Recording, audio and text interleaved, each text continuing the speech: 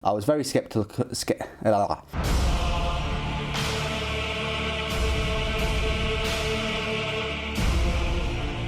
Hello and welcome to Warhammer Wednesday. In this video I will be reviewing the entire Space Marines Primaris range. If you've been living under a rock for the last 5-6 months, you probably will not have heard that Games Workshop have decided to increase the range of Space Marines by making them taller and bigger and more expensive. And this is the result right here. For 8th edition, they've brought about these Primaris Space Marines, and essentially a Mechanicum Magos by the name of Belisarius. Call has been working on these Space Marines ever since the Horus Heresy. Apparently for the past 10,000 years, he's been working on these, and as a result, there are, I think, 3 more glands that they put in them. And in game terms, it means that they get an extra wound and an extra attack. He's also tinkered with a lot of the weaponry as well. There's some weaponry here that you wouldn't normally get with your standard sort of mini Marines, as I've now referred them to. So this is the full range. I'm not including the Dark Imperium, but I will be including the Dark Imperium. So what I've done is I've just put a selection of all the box sets that have come out over the past few months. It was a very release-heavy schedule. By that I mean they released a lot of things in a short amount of time. And they're not cheap. The repulsor tank is £50, so it's more than a Land Raider. The Primaris Redemptive Dreadnought, I think, was 40. Even your standard box set of 10 Space Marines, £35 for these Primaris ones. Your boxes of 3, these Aggressors and the Inceptors up there, they're £30 each. Then you look at these single monopose miniatures. I mean, this is probably the best one out of the set, but these single monopose miniatures, in most cases, 1 sprue, 1 pose for £22.50. Okay, those two at the back are £20, but still, we haven't got the Captain here or the Librarian box sets. I think I threw them away, to be fair, and I'll throw all of these away after this video. Recycle bin, of course. There's been a lot of releases for these, and they are very expensive. But on the whole, in my opinion, and I have a lot of Space Marines, and I've collected a lot of Space Marines ever since I was a child, I really like the miniatures. I especially like the single miniatures. I like what they've done with all the poses of the miniatures. I think the repulsor, there's a lot going on. There's too much going on that turret. But a Grav tank, a Grav Land Raider type tank, I can dig. I can see that working. The turret, like I say, there's just too much going on. The forced transport. No one's forcing anybody to do anything, but the limitations of that transport vehicle and the fact that it can't transport other Space Marines. It's the same army. It should be able to transport anything. And likewise, on the flip side, Land Raiders should be able to transport Primaris Space Marines. The whole point of this with Guilliman is to integrate these Primaris into Space Marine chapters to bump up the numbers and to provide reinforcements. And you're telling me for some reason Land Raider drivers and crews won't let Primaris in? That's a load of rubbish. I could argue the point that Games Workshop are a business and they want to make money, but using this as a vehicle, pardon the pun, to sort of fuel as an excuse to sort of make more money on this new sort of untested tank, that's terrible. I think it has backfired. It was a terrible decision. I can't believe that they'd even for one moment think that this repulsor tank wouldn't sell as well enough because it can't transport Primaris. I can't think for one second. Space Marines are the biggest army out there. They've got the largest range. They sell like hotcakes, both in plastic form and in resin form. It's their biggest seller, their poster boys. You know, this is their main cash cow. And you're telling me that they didn't think that they're going to sell enough repulsor tanks compared to sort of Land Raiders, things like that. No, that's terrible. They should have allowed anything be transported in that vehicle, and likewise the other way around. Land Raiders are good, but they've only got a few weapons. This repulsor has got so many weapons, you end up forgetting what weapons you've got and what you've actually fired. But it can whip around the field. Yes, it's only got the 3+ save, but I think Space Marine players, Space Marine collectors would still have got the tank if it didn't have that limitation for the transport. But I don't want to get too hung up on that, because next to it, the Primaris Redemptive Dreadnought is an incredible model, very well detailed, and surpassed my expectations, and is a really good steal at sort of £40. To give someone an opportunity to get a Dreadnought that's bigger than a Leviathan Dreadnought from Forge World, which is I think £72 or so, is excellent, and they can add that to their Space Marine army. I think the Aggressors and the Inceptors, I think they've gone the right way in limiting the number of options in both of the sets. If they had more options in both of those, more weapons, close combat options, then both of those sets would be £45–50, which is too much. I think the price is not too bad for those two sets. And then we look at the price of the Primaris Intercessors, Hellblasters and the Reavers.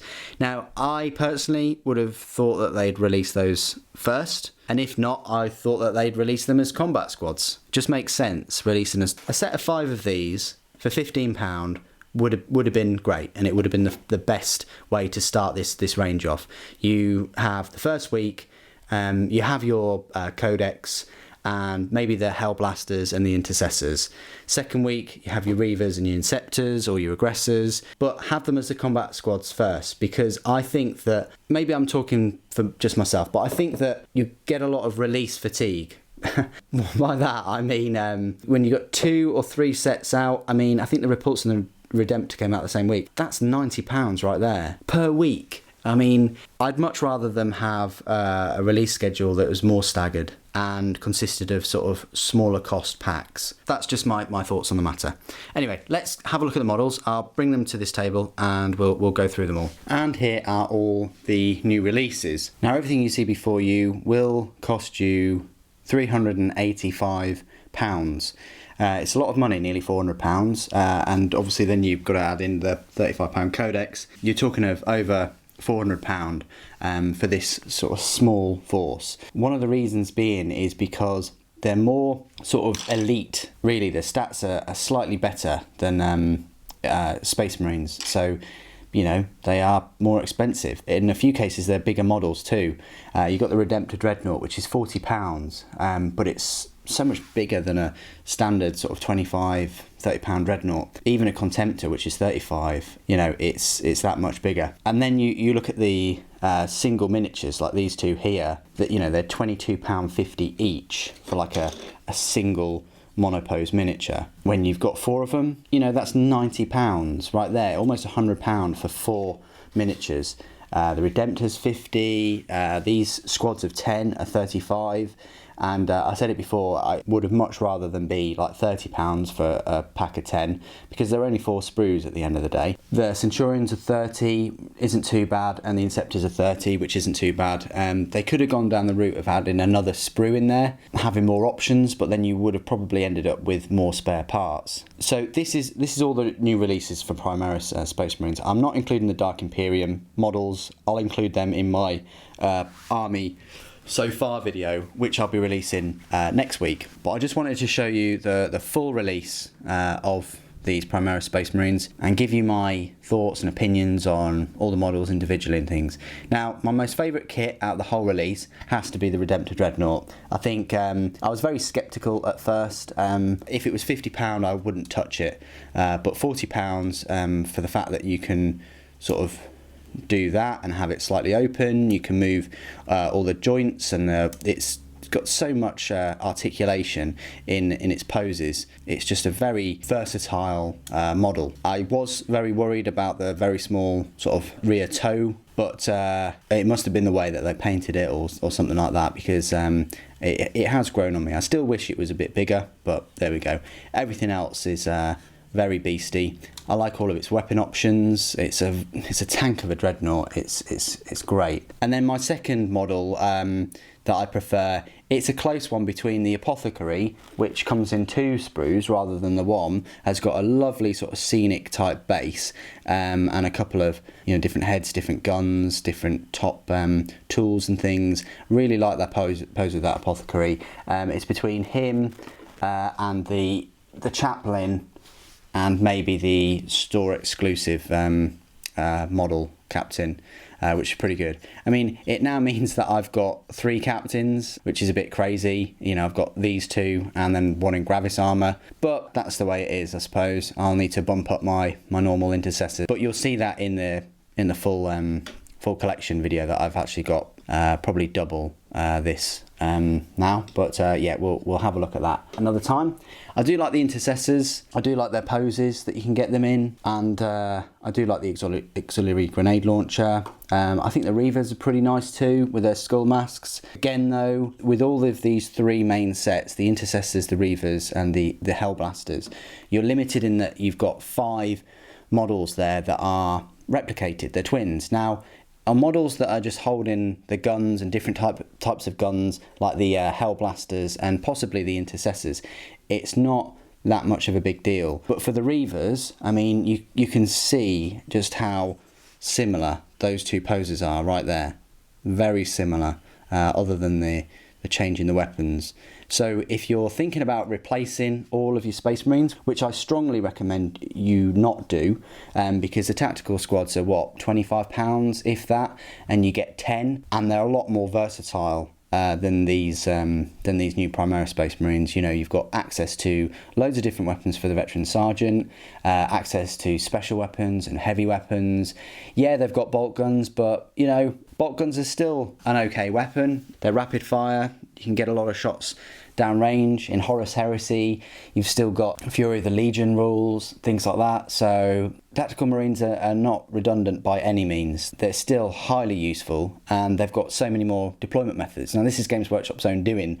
They've cornered themselves into a box by saying, well, this repulsor tank, and this is one of the... I'll talk about the negative things in a moment about these new releases, but it's one of the things that they've done by making the repulsor only carry Primaris. Why can't a Land Raider carry Primaris Space Marines? They're not that much bigger at all than Terminators. Terminators definitely wider. You know, by boxing yourself in, you've created another Space Marine range, which people love Space Marines. It's their best-selling army and the most popular one. But what you've done is you've basically made them into a niche, which I first sort of saw with the Genestealer cults, them creating the niche. And what they could have done with Genestealer cults is they could have expanded them to include, you know, more forms of Tyranids and things like that.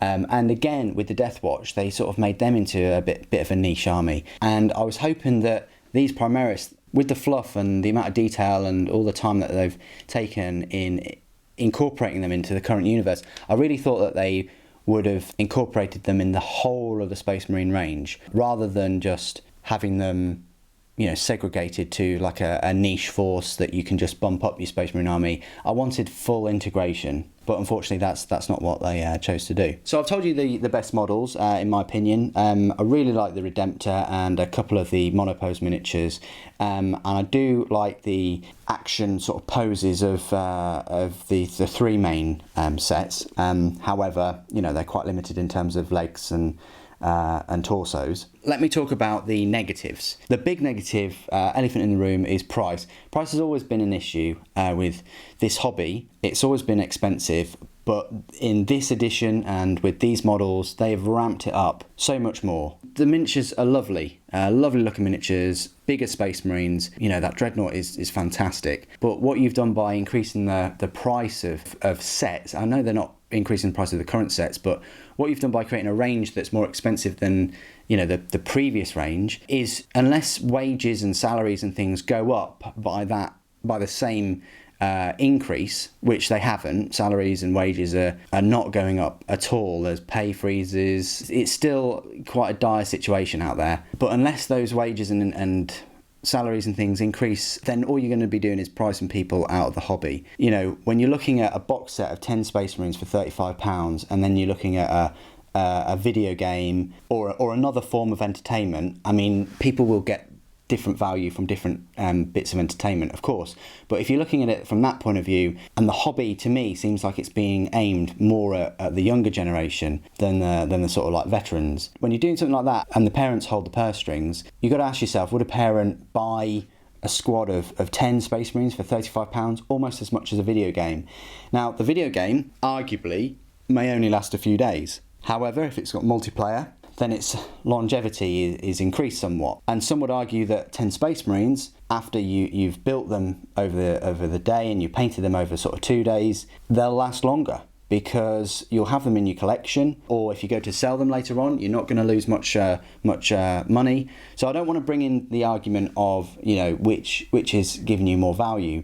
I'm just using it to serve a point that Games Workshop have released expensive kits recently, and the choices of what people spend their money on in terms of entertainment, or in terms of what parents spend their money on for the children, the lines are getting narrower and narrower. What would I have rather them do? It's difficult, because without putting forward my points for and against, it becomes a difficult point to make without bringing any solutions. The solution I would have given is have as much flexibility in the new kits as the current Space Marine range, because otherwise collectors are going to be left with models that look very similar to each other, and so are gamers, and that negative effect on sales, I would assume. Why should I buy another box of 10 Marines that are going to have exactly the same legs? You know, you buy another box and then you've got 4 Space Marines in exactly the same torso and leg pose. To me, it seems like a flash sale, in the sense of, here are the new Space Marines, the new Primaris, they're X amount of money, and once you bought them, that's it, great. We've got your money. You don't actually need to be buying any more. I think that's quite poor. I would have rather them have more posability, more weapon options, more integration with the current range in terms of the transport, things like that. But there you go. So that's the price sort of issue highlighted. The next issue is, and I've also issued the posability within that point. They're not incredibly posable, not as much as you know, the current Space Marine range, so they're very limited in that. And then finally, the rules. And when I mean rules, I mean, you know, rule restrictions in terms of making bigger, better Space Marines, but just giving them 1 extra wound and 1 extra attack, giving them slightly different weapons, but limiting those weapons to 5 in a combat squad, to having a repulsor that has lots and lots of weapons on the top, but it can't carry standard Space Marines. It can only carry Primaris, limiting your customers to buy 1 vehicle that can only carry 1 type of unit is very restrictive. And I would have much rather than said, hey, all your Primaris, because they're sort of Terminator-ish size, they can fit in your Land Raiders and your Storm Ravens and things like that. But they've also, as part of the fluff, created this new repulsor tank, and that can carry the same number of Space Marines, or maybe it can carry a few more, possibly. And I still think people would have bought just as many. Like I said before, Space Marines are the biggest seller. There's no need to restrict customers into buying a vehicle that can only do sort of 1 thing. In my view, I don't think it sold a significant amount more. I think that's actually had a bit of a negative backlash, and they haven't sold as many, nowhere near as many, as if it could carry standard Marines, or if they just said that all the current transports can carry Primaris. But that's just my take on it.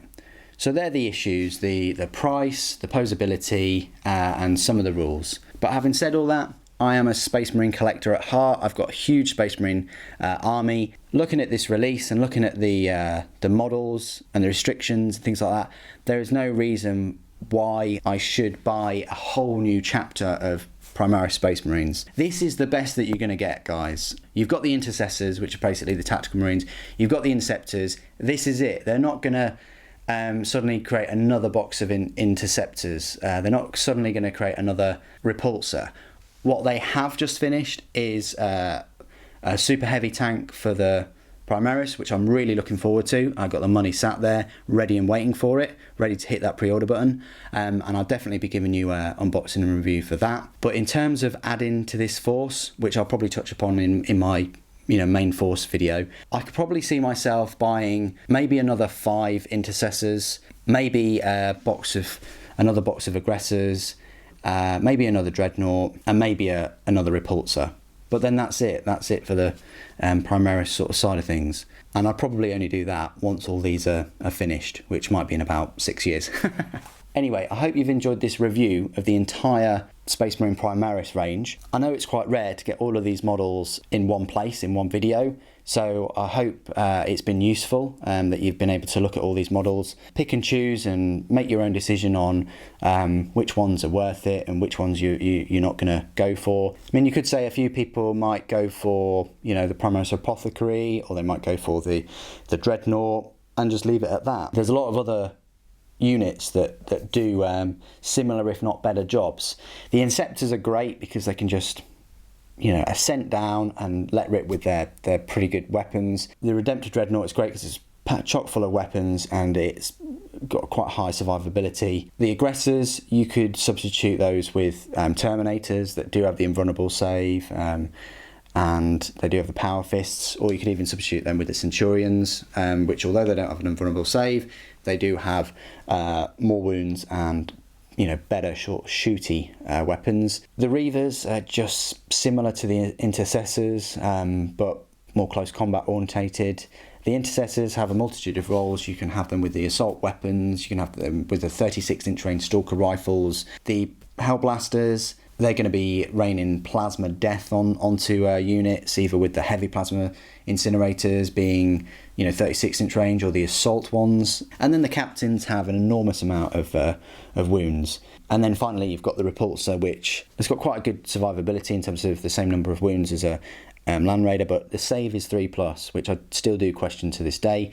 But maybe that reflects just how good the armour is for the Land Raider. And then it's got so many weapons that you'll probably forget to use all of them in a shooting turn. So that's my sort of quick little summary of the range within the review. I'm really interested to hear all of your thoughts and opinions on this new Primaris range. My main view of them right at the start was that they're not true scale, that they're not a replacement. I always thought of them as a niche, as an additional force to bump up your Space Marines, and that's pretty much the same narrative that Games Workshop have followed through. They're slightly better in some areas than standard tactical Marines, but I don't think they're an overall replacement. Thank you ever so much for joining me today. Thank you for watching. The Emperor Protects.